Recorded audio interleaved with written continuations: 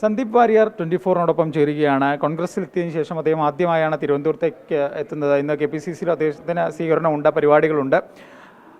എങ്ങനെയുണ്ട് ഈ രാഷ്ട്രീയ മാറ്റത്തിന് ശേഷമുള്ള ഒരു തിരുവനന്തപുരം വരവ്? ഞാൻ ഇന്നലെ സൂചിപ്പിച്ചിരുന്നു, കോൺഗ്രസിൽ ചേർന്നതിന് ശേഷം മാനവിക പക്ഷത്ത് നിൽക്കുന്ന, മതനിരപേക്ഷത ആഗ്രഹിക്കുന്ന കേരളത്തിലെ മുഴുവൻ പൊതുസമൂഹവും വളരെ സ്നേഹത്തോടെയും സൗഹാർദ്ദത്തോടെയുമാണ് സമീപിക്കുന്നത്. അവരുടെ സ്നേഹവായ്പകൾ, അവരുടെ കരുതലുകൾ, അവരുടെ ചേർത്ത് പിടിക്കലുകളൊക്കെ വലിയ സന്തോഷം നൽകുന്നതാണ്. യാത്ര ചെയ്യുന്ന സ്ഥലങ്ങളിലൊക്കെ ആ ഒരു സന്തോഷം അനുഭവിക്കാൻ സാധിക്കുന്നുണ്ട്. തീർച്ചയായിട്ടും കോൺഗ്രസിൻ്റെ ഒരു പ്രവർത്തനം എന്നുള്ള നിലയ്ക്ക് തിരുവനന്തപുരത്ത് ആദ്യമായിട്ട് വരുന്ന സമയത്തും ഇന്നലെയും ആ തരത്തിലുള്ളൊരു സ്വീകരണമാണ് ലഭിച്ചത്. അതിന് ഇവിടുത്തെ UDF-ൻ്റെയും കോൺഗ്രസിൻ്റെയും പ്രവർത്തകരോടൊക്കെ വലിയ നന്ദിയുണ്ട്. തിരുവനന്തപുരത്തിൻ്റെ ഒരു വലിയ പാരമ്പര്യമുണ്ട്, മഹനീയമായ സാംസ്കാരിക പാരമ്പര്യമുണ്ട്. ആ പാരമ്പര്യത്തിൽ വർഗീയ ശക്തികൾക്ക് കാലുകുത്താൻ ഒരു ഇടവും കൊടുക്കാത്ത മണ്ണ് കൂടിയാണ്, ഒരു പഴുതു കൊടുക്കാത്ത മണ്ണാണ്. ആ രീതിയിൽ തിരുവനന്തപുരത്തെ മുന്നോട്ട് കൊണ്ടുപോകാൻ തിരുവനന്തപുരത്തെ മുഴുവൻ പ്രബുദ്ധരായ ജനങ്ങൾക്കും തീർച്ചയായിട്ടും സാധിക്കും.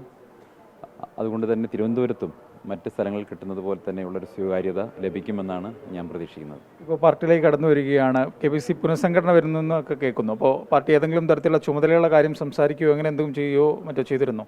അല്ല, ഞാൻ കോൺഗ്രസ്സിൽ ചേർന്നത് അൺകണ്ടീഷണലായിട്ടൊരു സാധാരണ പ്രവർത്തകനായിട്ടാണ്. അതുമായി ബന്ധപ്പെട്ട കാര്യങ്ങളൊന്നും അതൊക്കെ നേതൃത്വമാണ് തീരുമാനിക്കേണ്ടത്. കോൺഗ്രസ് നേതൃത്വം എന്താണോ എന്നിൽ നിന്ന് ആവശ്യപ്പെടുന്നത് അത് തീർച്ചയായിട്ടും ഞാൻ ചെയ്തിരിക്കും. പാർട്ടി ജനറൽ സെക്രട്ടറി ആക്കുമെന്നാണ് കേൾക്കുന്നത്. അപ്പോൾ അത്തരമൊരു ചുമതല വന്നാൽ കൃത്യമായി അത് നിർവഹിക്കും. എനിക്കത് സംബന്ധിച്ച് ഒരറിവുമില്ല. കോൺഗ്രസ് പാർട്ടി എന്നിൽ നിന്ന് എന്താണോ ആവശ്യപ്പെടുന്നത്, എൻ്റെ എന്ത് സേവനമാണോ പാർട്ടിക്ക് ആവശ്യമുള്ളത്, തീർച്ചയായിട്ടും അത് ചെയ്യാൻ ഞാൻ തയ്യാറാണ്. ഈ പന്തളം നഗരസഭ കേരളത്തിൽ BJP ഭരിക്കുന്ന രണ്ടാമത്തെ നഗരസഭയാണ്. പന്തളത്ത് നിന്ന് അവിശ്വാസം ചർച്ചയ്ക്കെടുക്കുകയാണ്. പാലക്കാട് തൊറ്റ BJP സ്ഥാനാർത്ഥിക്ക് ചുമതലയുള്ളൊരു ഒരു നഗരസഭ കൂടിയാണ്.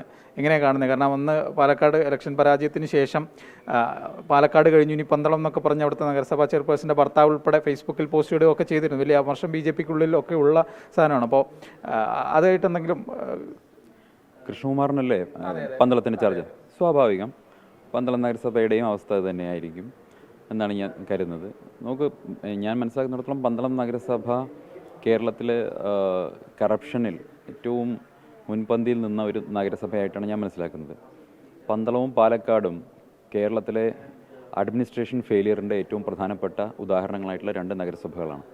ഒരുപക്ഷെ കേന്ദ്ര സർക്കാരിൻ്റെ പിന്തുണ ഉണ്ട് എന്ന് അവകാശപ്പെട്ടിരുന്ന ഈ രണ്ട് നഗരസഭകൾ വലിയ തോതിൽ ഫണ്ട് കൊണ്ടുവന്ന് രണ്ട് നഗരസഭകളിലെയും അടിസ്ഥാന സൗകര്യം വികസിപ്പിക്കാനൊക്കെ ഒട്ടേറെ സാധ്യതകളുണ്ടായിരുന്നിട്ട് പോലും അതൊന്നും ഉപയോഗിക്കാതെ തമ്മിലടിയും പരസ്പരമുള്ള കുതികാൽ വെട്ടലുമൊക്കെയായി, ഗ്രൂപ്പുകളിയുമൊക്കെയായി ജനങ്ങളെ ഏൽപ്പിച്ച ദൗത്യം മറന്നുകൊണ്ട് മുന്നോട്ട് പോകുന്നതാണ് കഴിഞ്ഞ വർഷങ്ങളിൽ കണ്ടത്. അതാണ് പാലക്കാടും സംഭവിച്ചത്, അതാണ് പന്തളത്തും സംഭവിക്കുന്നത്. കേരളത്തിലെ BJP അഡ്മിനിസ്ട്രേഷൻ ഫെയിലിയറാണ്, ഭരണത്തിലെത്തിയാൽ പരാജയമാണ് എന്ന് അവരുടെ ആദ്യത്തെ രണ്ട് അനുഭവങ്ങളിൽ നിന്ന് തന്നെ കേരളത്തിൽ തെളിയിച്ചിരിക്കുകയാണ്. ഈ തൃശ്ശൂരും അത് തന്നെ ഉണ്ടാവുമോ? സുരേഷ് ഗോപി ഇപ്പോൾ എന്തൊക്കെയോ വലിയ വികസനം ഉണ്ടാവും എന്നൊക്കെയാണ് പറഞ്ഞത്. അപ്പോൾ അതൊന്നും ഈ 5 വർഷത്തിൽ ഉണ്ടാകാൻ പോകുന്നില്ലേ? നോക്കൂ, അത് അദ്ദേഹത്തിൻ്റെ തുടക്ക കാലഘട്ടമാണ്. ഇപ്പം തന്നെ നമ്മൾ മാർക്കിടുന്നതിൽ അർത്ഥമില്ല. പക്ഷേ തുടക്കം കാണുമ്പോൾ നമുക്ക് മനസ്സിലാകുന്നത് എന്താണോ വാഗ്ദാനം ചെയ്തിരുന്നത് അതൊന്നും നടപ്പിലാക്കാൻ BJPക്ക് സാധിക്കുന്നില്ല എന്നുള്ളതാണ് എല്ലാ സ്ഥലങ്ങളിലും നമുക്ക് മനസ്സിലാക്കേണ്ടത്.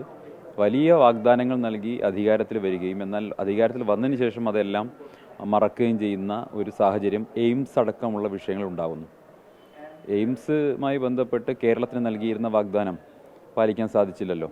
കേരളത്തിന് എയിംസ് നൽകാൻ സാധിക്കില്ല, ഇപ്പോൾ സാധിക്കില്ല എന്ന നിലപാടാണല്ലോ ഇപ്പോൾ കേന്ദ്ര സർക്കാർ കൈക്കൊണ്ടത്. വാഗ്ദാനം മാത്രമേ ഉള്ളൂ, കാര്യം നടക്കുന്നില്ല. അതാണല്ലോ നമുക്ക് അനുഭവങ്ങൾ നിന്ന് മനസ്സിലാകുന്നത്. ഇവിടെ പ്രധാനമന്ത്രി അടക്കമുള്ളവർ വന്ന് നൽകിയിട്ടുള്ള വാഗ്ദാനം, ഞാൻ കഴിഞ്ഞ ദിവസം വയനാട്ടിലുണ്ടായിരുന്നു. വയനാട്ടിൽ പോയ സമയത്ത് കൽപ്പറ്റയിൽ പ്രിയങ്ക ഗാന്ധിജിയുടെ സ്വീകരണ പരിപാടിയുമായി ബന്ധപ്പെട്ട് പോയ സമയത്ത് മേപ്പാടി അടക്കമുള്ള സ്ഥലങ്ങളിൽ പോയി. അവിടെയൊക്കെ ജനങ്ങൾക്കുള്ളിൽ വലിയ അമർഷമുണ്ട്. കാരണം അതിനു മുമ്പ് ഞാൻ അവിടെ പോയത് ബഹുമാനപ്പെട്ട പ്രധാനമന്ത്രി വരുന്ന ദിവസം ഞാൻ അവിടെ ഉണ്ടായിരുന്നു. അന്ന് BJPക്കാരനായിരുന്നു. അന്ന് ഞാൻ ഉൾപ്പെടെ, അതല്ലെങ്കിൽ BJPക്കാരും കോൺഗ്രസ്സുകാരും CPMമാരും ഉൾപ്പെടെ മുഴുവൻ മലയാളികളും, പാർട്ടി ഉള്ളവരും പാർട്ടി ഇല്ലാത്തവരും പ്രതീക്ഷിച്ചത് ബഹുമാനപ്പെട്ട പ്രധാനമന്ത്രിയുടെ സന്ദർശനം, ആ സന്ദർശനം കൊണ്ട് വയനാട്ടിലെ ദുരിതമനുഭവിക്കുന്ന ജനങ്ങൾക്ക് വലിയ ആശ്വാസം ലഭിക്കുന്നതാണ്. പക്ഷേ എന്താ സംഭവിച്ചത്? ഇവിടെ സംസ്ഥാന ഗവൺമെൻറ്റും കേന്ദ്ര സർക്കാരും പരസ്പരം ആക്ഷേപങ്ങൾ ഉന്നയിച്ചുകൊണ്ട് തൂത്തു മേമേ എന്ന് പറയും ഹിന്ദിയിൽ. പരസ്പരം ഉത്തരവാദിത്തങ്ങൾ വെച്ച് കൈമാറി വയനാട്ടിലെ ആ ദുരിതം അനുഭവിക്കുന്ന ജനങ്ങൾ വലിയ പ്രതിസന്ധിയിലേക്ക് അവരെ തള്ളിവിട്ടിരിക്കുകയാണ്. ദുരിതത്തിൻ്റെ ആഴക്കടലിലേക്ക് അവരെ തള്ളിവിട്ടിരിക്കുകയാണ്. അപ്പോൾ അത്തരം ഒരു സാഹചര്യം ഉണ്ടാകുന്നു. മനുഷ്യരുടെ ഏറ്റവും സങ്കീർണമായ ജീവിത യാഥാർത്ഥ്യങ്ങളോട് സംവദിക്കാനോ അതിനോട് ഒരു സംവേദനക്ഷമമായി പ്രതികരിക്കാനോ കേരളത്തിലെ ഭാരതീയ ജനതാ പാർട്ടിക്കോ രാജ്യം ഭരിക്കുന്നവർക്കോ കഴിയുന്നില്ല എന്നുള്ളത് തന്നെയാണ് ആ പാർട്ടിയുടെ ഏറ്റവും വലിയ പരാജയമായി ഞാൻ കാണുന്നു. ഇന്ന് തിരുവനന്തപുരത്ത് ഒരു ഏരിയ കമ്മിറ്റി അംഗം അല്ലെങ്കിൽ ചുമതലയുണ്ടായിരുന്ന പ്രസിഡന്റ്, സെക്രട്ടറി ഉൾപ്പെടെയുള്ള ആളുകൾ ഇങ്ങോട്ട് BJP-യിലേക്കൊക്കെ വരുന്നുണ്ട്. ഇതൊക്കെ ഒരു അഡ്ജസ്റ്റ്മെൻ്റ് ഭാഗമാണെന്ന് തോന്നുന്നുണ്ടോ? അല്ല, ഇതിപ്പോൾ CJP ആണല്ലോ കേരളത്തിൽ, കമ്മ്യൂണിസ്റ്റ് ജനതാ പാർട്ടിയാണ്. അപ്പോൾ സ്വാഭാവികമായിട്ടും ഞങ്ങളുടെ നാട്ടിലൊക്കെ സെവൻസ് ഫുട്ബോൾ നടക്കുന്ന സമയത്ത് നമ്മുടെ ടീമിൽ നല്ല കളിക്കാരില്ലെങ്കിൽ അപ്പുറത്തെ ടീമിൽ നിന്ന് കടമെടുക്കുമല്ലോ, നല്ല കമ്പനിയായിട്ട് ഉള്ള നല്ല ഫ്രണ്ട്സൊക്കെ ഉണ്ട്. അപ്പോൾ അതുപോലെ പിണറായി വിജയൻ ഇപ്പോൾ BJP-ക്ക് മാൻ പവർ സപ്ലൈ ചെയ്യുന്ന ഒരു ഏജൻസിയായിട്ട് വർക്ക് ചെയ്യുകയാണ്. അത് തൃശ്ശൂരിൽ കണ്ടു, കേരളത്തിലുടനീളം കാണാം. പിണറായി വിജയൻ BJP-ക്ക് മാൻ പവർ സപ്ലൈ ചെയ്യുന്ന ഒരു ഏജൻസി പണിയാണ് ഇപ്പോൾ കേരളത്തിലെടുത്തുകൊണ്ടിരിക്കുന്നത്. എന്തായാലും പുതിയ ദൗത്യത്തിന് ആശംസകൾ. രാവിലെ സ്വീകരണമുണ്ട്, ഇനി ആ പരിപാടികളിലേക്കാണ് പോകുന്നുണ്ടാവുക അല്ലേ? ഇവിടെ രാവിലെ INTUC-യുടെ പ്രവർത്തകരുടെ ഒരു സ്വീകരണമുണ്ട്. അത് കഴിഞ്ഞാൽ പ്രിയപ്പെട്ട രാഹുൽ മാങ്കൂട്ടത്തിൽ, ഏറ്റവും സന്തോഷം നൽകുന്ന കാര്യം അതാണ്. പാലക്കാട്ടെ ഉജ്ജ്വലമായ തെരഞ്ഞെടുപ്പ് വിജയത്തിന് ശേഷം ഇന്ന് പ്രിയപ്പെട്ട രാഹുൽ ഇന്നിവിടെ സത്യപ്രതിജ്ഞ ചെയ്യുകയാണ്. അദ്ദേഹത്തിൻ്റെ കൂടി ക്ഷണമനുസരിച്ചാണ് വന്നത്.